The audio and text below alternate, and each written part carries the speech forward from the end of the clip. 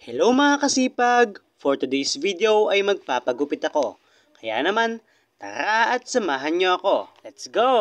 Dito nga sa puntong ito ay nagantay muna ako. At maya-maya ay ako na yung nakaupo. Very comfortable nga dito sa pagupitan na to. Dahil talaga namang nakakapagpakalma yung kalinisan ng barbershop na to. At talaga namang pinagpatay pa ako ng ilaw. Nang sa ganon ay aking mavideoan yung napakagandang view. Ayan nga, kung mapapansin nyo ay ako na lang yung customer dito. Dahil magsasara na sana sila, pinagbigyan lang ako. At kung mapapansin nyo ay naka-uniform pa ako. Kaya lang, bigla ang walang pasok, kaya dito na lang ako nagdiretso. Dahil nga medyo hindi na ako komportable sa buhok ko. Oo nga pala, shoutout muna sa mga binubuo ng barbershop na to. Dahil hindi lang sila magaling magupit, kundi marunong din makisama at magpakatao. At dito nga sa puntong ito ay magsisimula ng sentensyahan yung buhok ko. Oo nga pala, sa lahat ng mga taga Del Gallego ay highly recommended ang barbershop na to. Kahit sa mga dumadaan o namamasyal sa Gallego, ito ay matatagpuan sa katabi ng Palawan at sa gitnang bahagi sa bayan ng Del Gallego. Kaya naman tara at wag na natin patagalin pa. Let's go!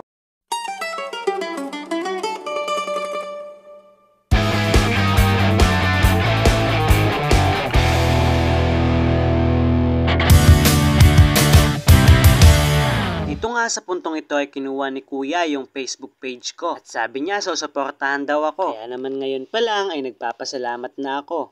Kaya naman sa mga hindi pa nga po pala nakafollow sa ating Facebook page, please follow our page, like and share this video at mag-iwan ka na din po ng komento dyan sa baba. To be continue, sa kasalukuyang kaganapan na ito ay kakwentuhan ko si Kuyang Barbero. At tinanong ko siya kung taga saan siya.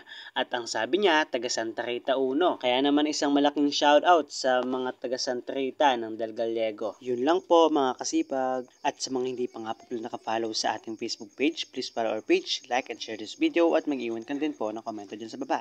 Thanks for watching!